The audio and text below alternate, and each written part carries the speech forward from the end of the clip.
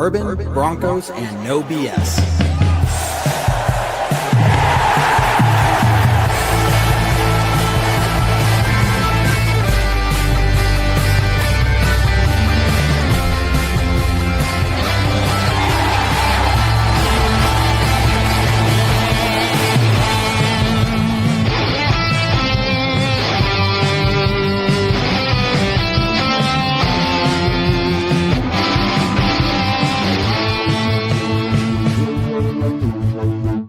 Fans, brews, and Broncos news. It's July. Football is back. It has been such a long off season. It's gone by so quickly, guys, but we are near the end of it. And part of why it's lasted so long, or felt, in some ways why it has, is because we were so excited about the Denver Broncos and what they are looking to do this year. This is the return to dominance year, guys. It is time to get pumped. My name is Kevin, and I am here with the influencer, the man, the myth, the legend, Adam. Sir, how you doing tonight, buddy? I am, as they said in Tombstone, Kev Dan, I am rolling. You're rolling. I see what you did there. In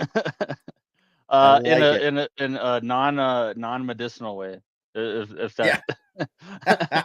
That's just fair. on life. That's fair. Just on life. But yeah, we're gonna have a football game at the end of this month, so that should tell everybody that, start making some plans, start putting some things in place of where you're gonna be in front of a TV at some point. So yeah, Yep. Those are definitely plans to start making.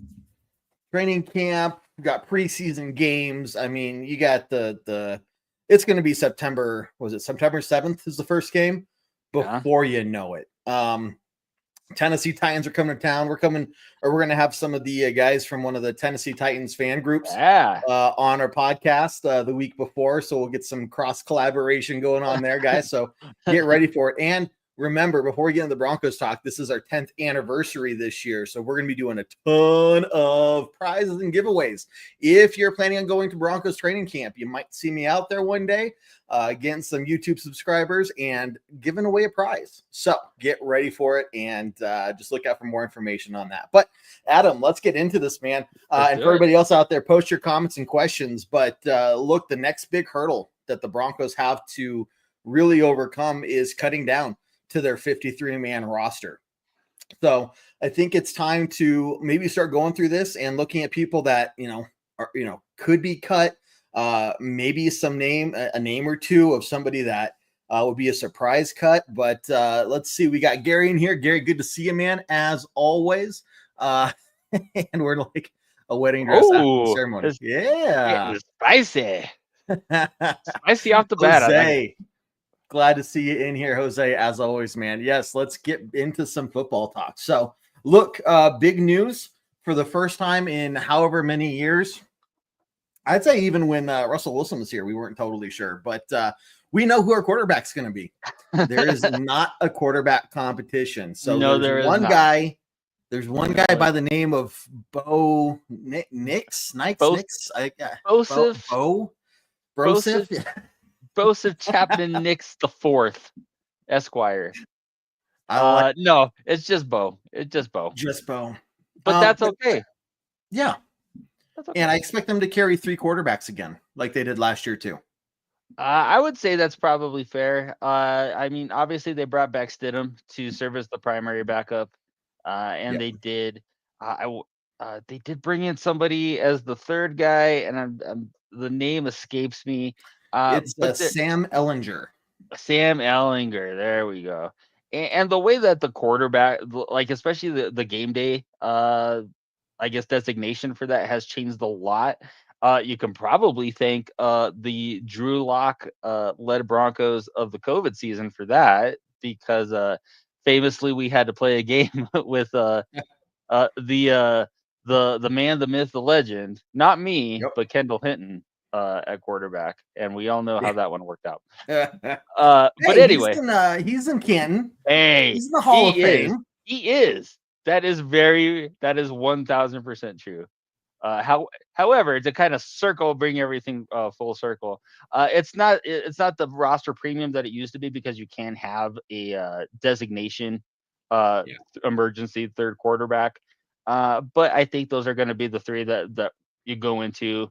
I don't believe they brought in. If they did bring in another quarterback, it's probably just as a rookie free agent camp arm, where he's just there to kind of to throw reps and maybe get in a series here or there.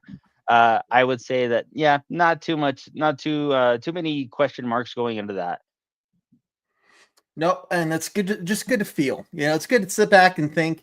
We don't have to worry about that this year. There's I'm not other even concerns. sure. I'm not even sure how to feel. Like that. That is one of those. Yeah, we don't have to. We don't have to worry about that. I don't know what that means exactly. Does that mean I spend more time worrying about something else? Do I not spend time? Do I fill that space with something else? I don't know. So, Yep. but it's a good feeling though. I like this feeling. Right, exactly. So unfortunately, though, some guys near the end of training camp will not be feeling so happy as they get called in the office and told goodbye. Thanks for everything. But let's see, Roy, how you doing, man? Glad you're up in here. Be at every game for the first time week 7. Hey, man, when it gets closer to that, let us know. We'll send you all the information on where the tailgate is and how you can come and hang out with us before the game. Same goes for anybody out there. If you're going to a game, let us know, and we'll give you a rundown on some of the tailgating action. Now, one area I kind of want to look at a little bit is on the defense. Okay.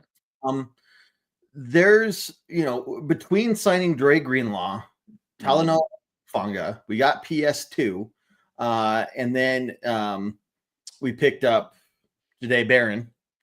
Right. There's a lot of talent back there. A lot of talent. Don't forget about Riley Moss. Don't forget about Chris Green, Devon Key, PJ Locke, Jaquan McMillan, Damari Mathis. Like, these are names that we've seen a lot of. JL Skinner even. But past that, it's kind of looking like this is an area that could be rich, full of cuts. Kadron Smith, I think, was been with the Broncos for a little bit. Delarin Turner Yell, I think he's probably, unless he just outplays, I don't see these guys really lasting. So is there anyone on defense or, specifically in the backfield area that you're looking at there, Adam? I think if there's a guy that had a big fall from grace from his first year starting to last year, was Jaquan McMillan, a guy that was really counted on to be to really solidify that nickel cornerback spot. And the first year playing looked great. Was a consistent guy in the back end of the secondary. Expected to really make a giant leap last year, and kind of leveled off, even maybe regressed a little bit, and was probably one of the biggest catalysts for them even drafting Jahdae Barron in the first place. So, seeing as the top 5 are going to be obviously Moss, PS2, and then you're going to go Barron, probably Abrams Drain is your 5th one. And then you do have, even a guy like Damari Mathis may be on the outside looking in. I do know that he released a music album over the offseason. Did he really? He did. I don't know if that's foreshadowing that he is focusing on other stuff and not a different career path now. Hey, I left my gavel and my wig at home. Okay, I am not here to judge. I am not here to say whatever. Okay, I'm just saying it looks a little sus. That's all I'm saying. But anyway, I would agree. So I would say if there's a guy, definitely Jaquan McMillan could be on the outside looking in as far as that goes. I could totally agree. Interesting to see. It's tough when you got new players that haven't been with the Broncos. Sean, I'm glad to see you here, man. It's always a pleasure to see your name pop up in the chat. It's tough when you have players that haven't been with the team, comparing them to players that have been with the team. And we've seen what they can do, what they're capable of. Someone like Jaquan McMillan, he had a chance last year to really step it up. But, was it enough? Did he do enough to overcome? It looks like behind him is somebody named Reese Taylor and Mario Goodrich. Not familiar with those two guys, but you can better bet that those two guys are vying for that spot. And this is a team that they are still, while we have high expectations for them this year, as we should, they're still in the second year of the rebuild. They're still looking for youth, right? And to develop that young talent. And so I don't know if they're in the position of saying, hey, let's hold on to this guy because we know what he's capable of versus, hey, let's move on and give somebody else a shot who's maybe looking a little more hungry, a little more energetic, consistent out there, and it looks like he's willing to do what he takes to take the reins and make a name for himself. So what do you, I mean, how do you break down the difference between, hey, this is a guy we know and maybe he's not terrible, but he's not great either versus, here's somebody that has potential. Is it worth that risk? I mean, I definitely think as far as the evaluation process, you're seeing guys who you think can, who's a guy that can start or who can play in a starter's role. Then it goes into who's going to be like a really good backup, maybe great special teamer, or maybe you're looking at guys who are just primarily special teamers that will serve in that function as well. So, for me, I think right now, especially with the starters already being set, you're really looking at depth and kind of just trying to firm up whatever weaknesses that you think you have in the back end. Because you're going to have Jahdae Barron playing a ton of snaps.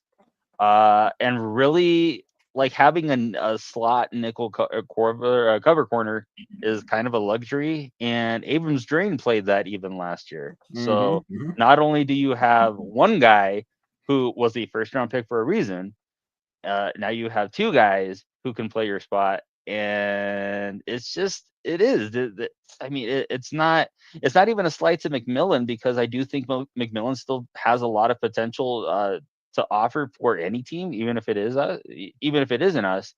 But to bring in two guys that are market improvements over what you put on tape last season is kind of a big indicator on what the team is looking like too.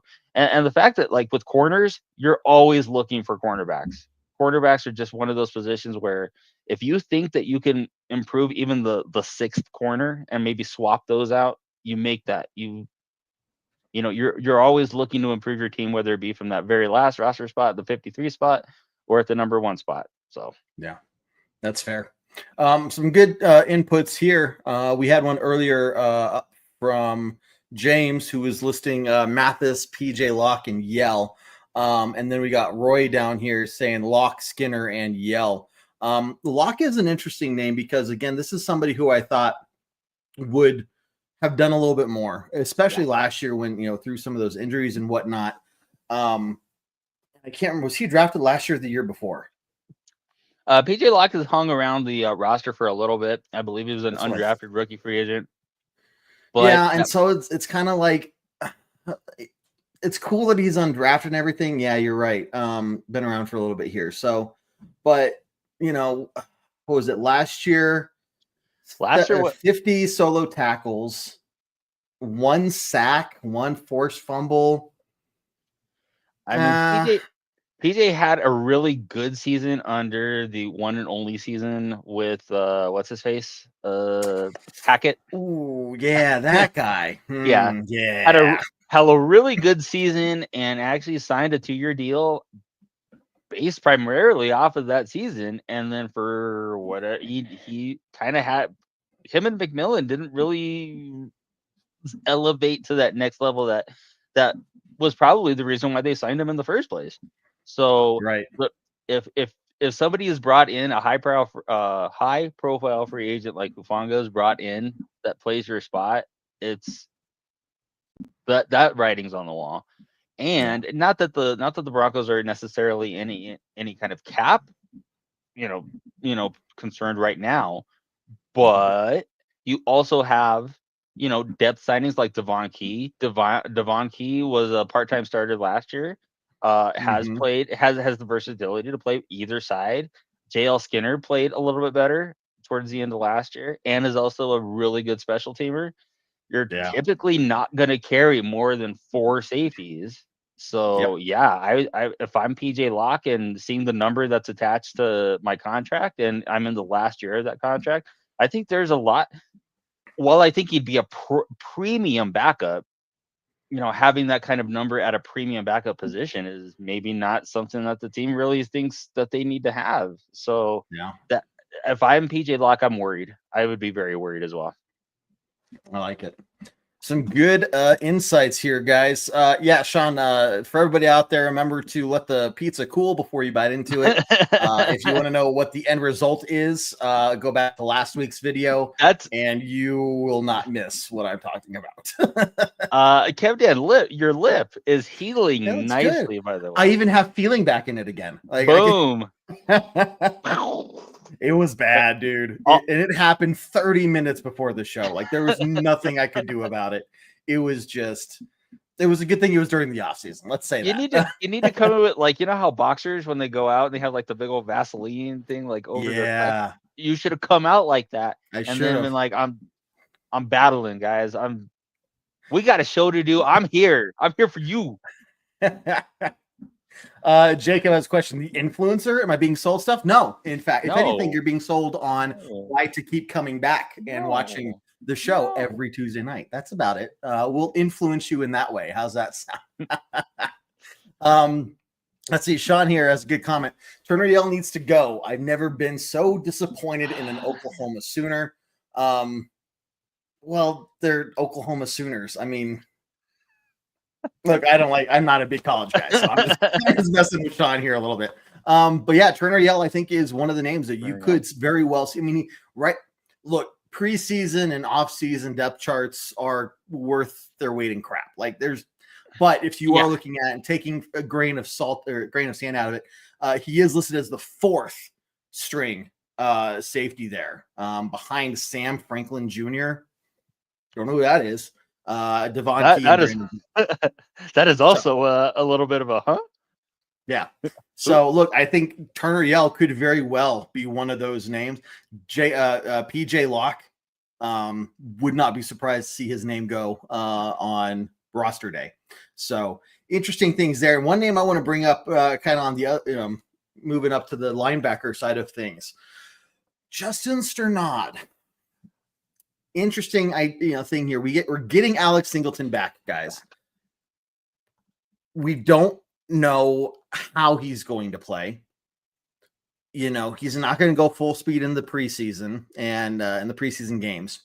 So we're not really going to get a good idea of what Alex Singleton's normal play is going to be probably until week 3-4, until we really start seeing it.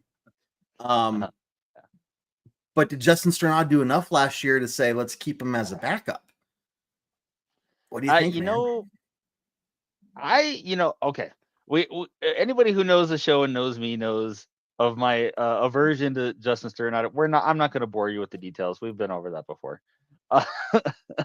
And what I would say is that Justin Sternad played way above his he punched above his weight last season, and he filled in admirably for Alex Singleton. However, that is an interesting question because Drew Sanders is being brought back to the inside, and Drew Sanders is also a special teams demon. He is also one of the probably freakier athletes on the team. So you can make the case that if Sanders actually does start to fulfill some of his promise, then Sternad was only brought back on a 1-year deal, and I know last year he was set to leave and then chose to resign with Denver, and I think he was brought back this season with Denver on the maybe the promise that, like, hey, if something doesn't work out with Singleton, maybe you get back in there.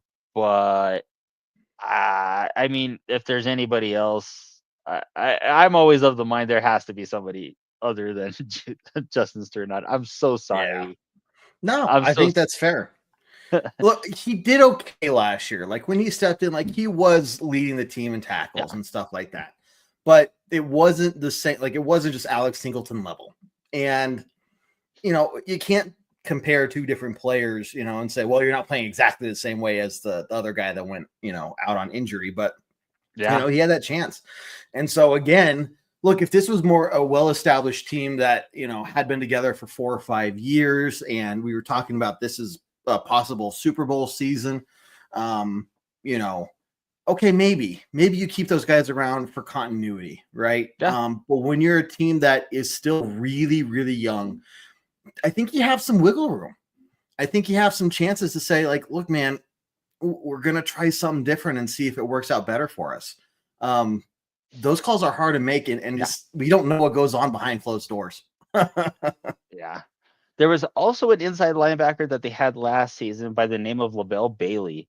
Bit of an undersized guy. I believe it was only like 6 foot and 220, but very good special teams player.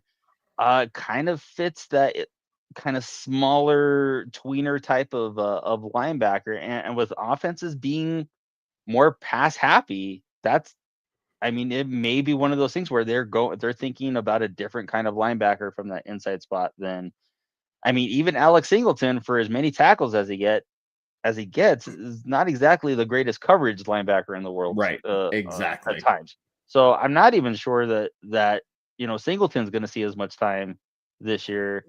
Yeah. Also consider Hufanga is more of a kind of an enforcer, TJ Ward type of safety. So you're Yeah. also, which I mean we all like, right? Yeah. But that also means that you're gonna have him maybe coming down to the box a little bit more too. So maybe you don't need to have a big thumper like Alex Singleton to fill that role. Maybe you fill it with a guy, maybe with a different guy like Juice Sanders, and with knowing that you have a Fonga in the back end to be able to cover up any kind of mistakes. What I did see though in the comments is Victor had a question about Yep. Audric I was going to bring that Estime. up. Yeah, and That's a good one. I think that is, if anybody should have been worried about the signing of J.K. Dobbins, it should have been Audric Estime. What do you think, Kev? It's tough to say. You look back at what happened last year. Something happened.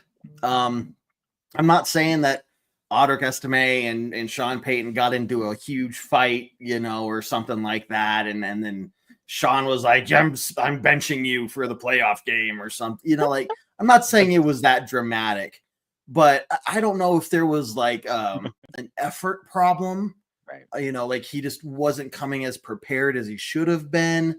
I don't know if he was just doing things maybe just not 100% that somebody else was, and so the question is, like, whatever happened last year, was it so bad that he can't overcome it this year by showing up in training camp and playing his lights out in preseason games?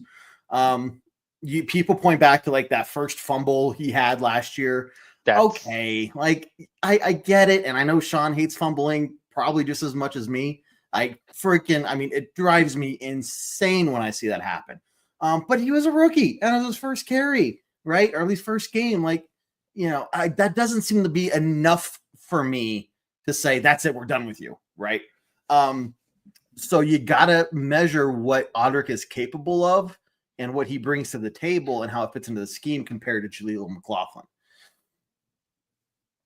And it's tough to say. I think it's really going to depend on where Sean Payton wants to go with the system more than which player is maybe better, unless there's just a clear winner. But if you're looking at a battle, I think that third running back spot this training camp is going to be one to watch. You're going to want to, whenever Estime or McLaughlin is out there, you're going to want to watch and see how they do, because, one of those guys is probably going to the practice squad. I would if I was a betting man, and I'm not, I would say Estime is going to go to the practice squad. That's probably the softest landing for him if he clears waivers. So yeah. I would say at this point it's whatever flavor Sean Payton wants that last person to be. If he wants just kind of like three of these of like a similar style running back where it's kind of plug and place, then I think your Estime will be the guy because he's too similar to the rest to. I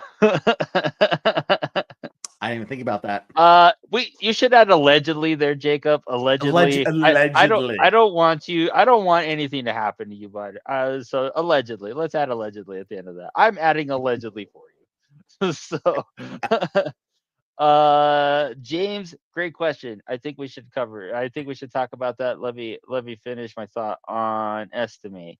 But I think if there does need to be a bit of a pass catching element to that, I think Jaleel McLaughlin has that edge, even though I don't know that we've seen that utilized yet. Also, keep in mind that third and fourth running back is going to have to play special teams. So Yep. that also could be who's the better special team player. And then at that point, that could be Tyler Bidet. That could be Watson. That could be Yeah, we're not even thinking about them.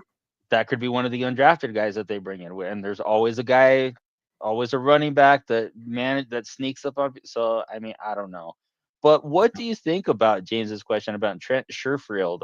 He was one of our free agent signings this season. And while not a big name, this is the guy that is replacing Tremont Smith as our kind of a special teams gunner. Yeah, I think it's very similar. You know, how does he do on special teams? I know that's a big point of emphasis for this team this year after we saw the 2 games we lost last year due to special teams. And they were both divisional, opponents as well. So I think at the end of the day, Sean Payton and company are going to be looking very heavily at special teams and so I would say that it really kind of depends on that. I know the names behind them I'm not seeing are really standing out to me. So, considering we spent money on him to go get him during free agency, he's probably safe unless he just decides to not try and these other guys go up and like, okay, you won't try, I will,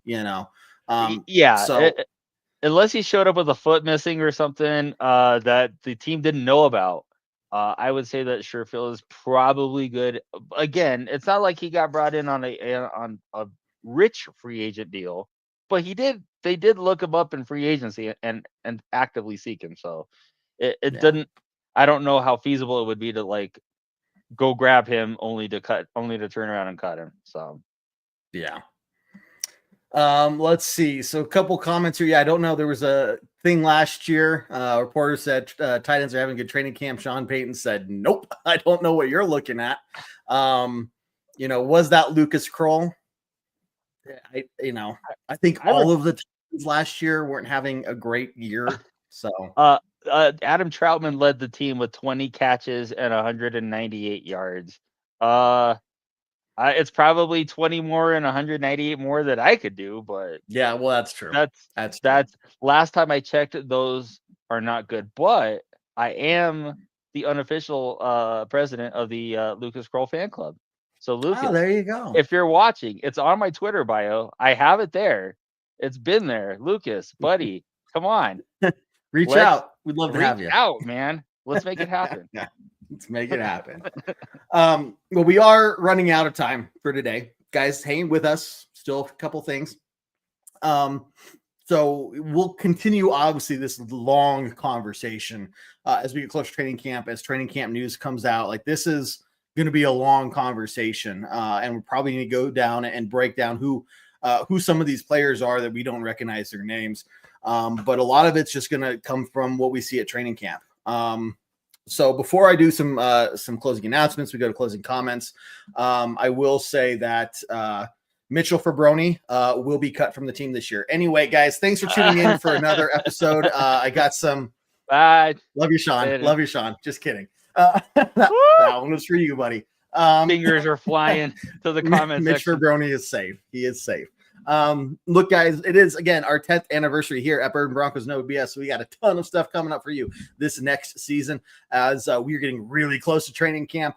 After the first preseason game, you can expect us to start ramping up into our full swing of programs. I'm talking about a post-game podcast the day after the game, Tuesday night, a full hour-long show every Tuesday night. We got a pregame podcast, a postgame podcast, separate from the show, a halftime show, a pregame show. We got videos throughout the week. We are going to bring you all the Broncos content that we possibly can.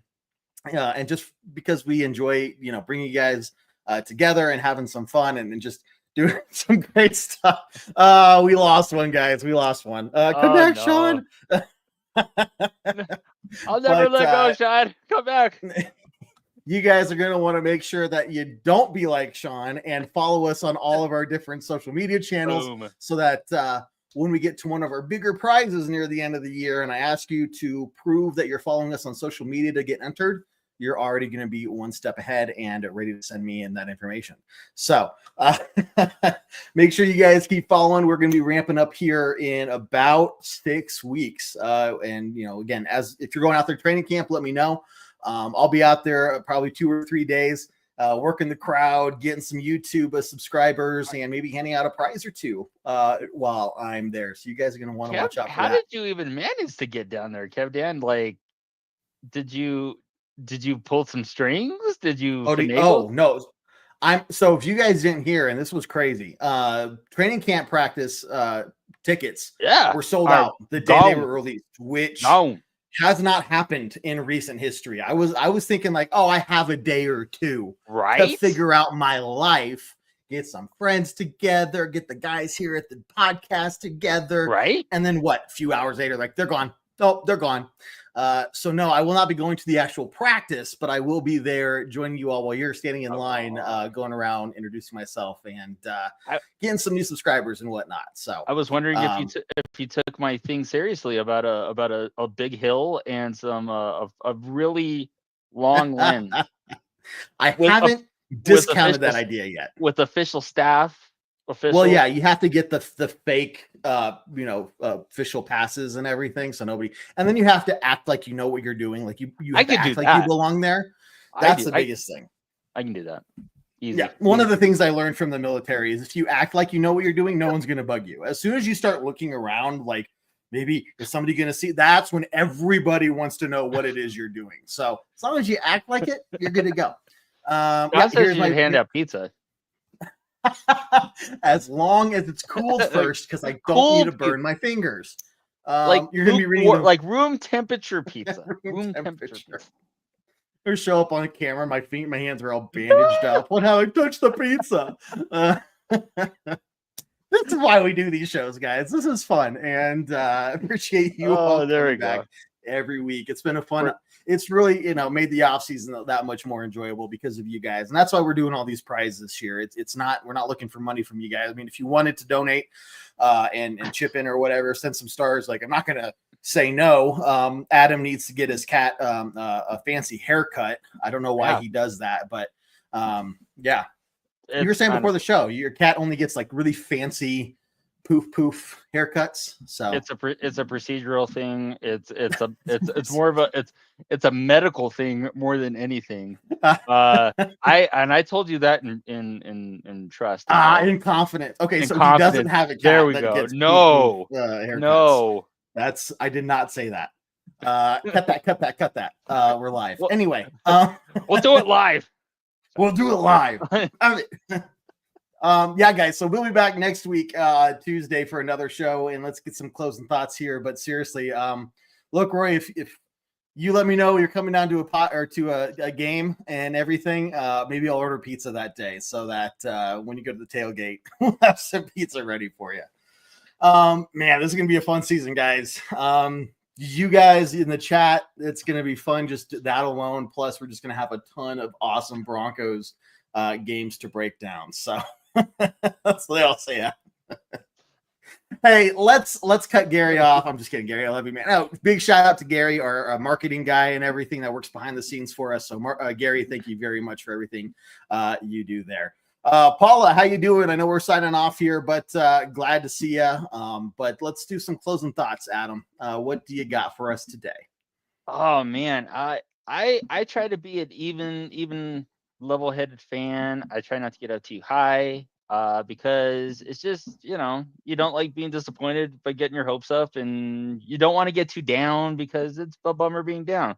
But I had like a little daydream the other day on the way to the gym, and it was that we're around a TV and we're all celebrating because there's Broseph, Chapman, Jefferson, Nix the fourth wearing a very generic, goofy-looking Super Bowl shirt that somebody just handed him.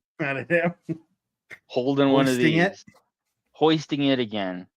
And I immediately was like, oh, I don't want to do that. Not yet. And I don't want to do that. But like, what if we could just let ourselves just have that? Yes. What? Oh, this thing? This Oh, thing. Yeah. I didn't see that. I didn't see anything. But I mean, the each day that this thing gets closer and closer, the more and more I find myself daydreaming about very, very happy things. And I feel so strongly about seeing these coming up. And if I'm wrong, then I'm wrong. But I don't think I'm gonna be. And if we're not, then it's gonna be a hell of a ride. And I'm buckled in, ready to go. Yep. I'm so excited. Dan, what do you Look, got? man, the day that happens, I'm renaming him to Bo Champ Man Nix. Writes itself. Good job. Bo Champ Man. And so he's got to wait till he's a champ. But when he gets there, look, Sean Payton is he's won one already. He's addicted to it. There's a reason why he came out of retirement. There's a reason why he waited to find a team that was going to fit like his plan and his vision and was going to support him in that journey, allowing him to get his quarterback. Forget what the talking heads say. Forget about the rankings and the blah, blah, blah. His guy was Bo Nix, and he knew it, and he was going to go get it. And he had ownership support and front office support to say, you do what you think is best. This guy is hungry. And I don't think it's just for one more. I think he wants to really make a name for himself, and he's building that foundation here. And we're seeing it play out in real time here in Denver. And as you guys see more and more talking heads talk positively about the Broncos, it's just going to get more and more exciting, guys. You have people like from the Titans podcast saying that they'd rather play the Chiefs in week 1 than play the Broncos. Like, these are things that have not been said about the Broncos in the better part of a decade. And here we are, guys. So look, you guys just keep coming back every Tuesday night, and we will keep dishing it out here at Bourbon, Broncos, and No BS. It's going to be a fun season. It's going to be a busy season. But we're probably, as far as I'm seeing it, the writing's on the wall. There's going to be a lot of good Broncos news to talk about. It's going to be very different than previous years. And here's one thing I want to challenge you guys to do. And I don't know if this is just me. Maybe, Adam, you can tell me this is just me or not. But it's become over the last 10 years, I've recognized this just recently, that when I see one of the Broncos quarterbacks throw the ball, I panic just slightly. But I'm like this. There's a real good chance this could end badly, But what I've noticed from, and I know these are highlights from last season, but what I'm getting from Nix and watching him is, I don't have to panic when I see him throw the ball. I can get excited that the ball is being thrown and know that something good is more likely to happen than bad. And that's a mindset shift for me. It's not it's a ooh. Don't ask me to make that noise again. I don't know if I could, but I was gonna ask you to make the face again. We need to make that a gift. Ooh. Ooh. But anyway, like, that's, guys, basically try to enjoy it. Like, this is what we've been waiting for. Yeah, and this is why I say stick with the team when they're bad, because it makes it much better when they are doing well again. And we are back in this position of having a chance to make some real noise in the entire, and not just the AFC West, the entire NFL. And if you're just now joining the team again or for the first time, okay, like, welcome or welcome back, whatever. I'm not going to shame you or anything, but for those of us that have stuck around, and a lot of people in these comments have been here for many, many years, know what it feels like to just push through the bad, and now we're able to enjoy the times. So, yes. Okay, guys, let's see. Last one here, Paula, and from all of us here at Bourbon, Broncos, and No BS to everybody else out there, happy 4th of July. Keep yourself safe if you're using any fireworks. I don't want to hear about Sean losing any fingers or anything, dude. Okay, like, you learned from me. You don't mess with fire or hot things. Just step away, man. But happy 4th of July, guys. Stay safe, travel safe, and enjoy time with your friends and family. So, Adam, anything else from you, buddy? I think that's it, at least for a half-hour show. I got it. A good half hour, 40-minute show. I like there we it. go. Okay, guys. Well, I got nothing left to say either on my side other than end this as we always do on a very strong Go Broncos. Go Broncos. Take care, guys. Yes. Get out. Do what I like. Yeah, I do what I like. Yeah, I do what I like. Sip and go, sip is right. And I go with the flow. Yeah, I go with the flow. Yeah, I go with the flow. Cause I know I'm the show. In the zone, here I go. In the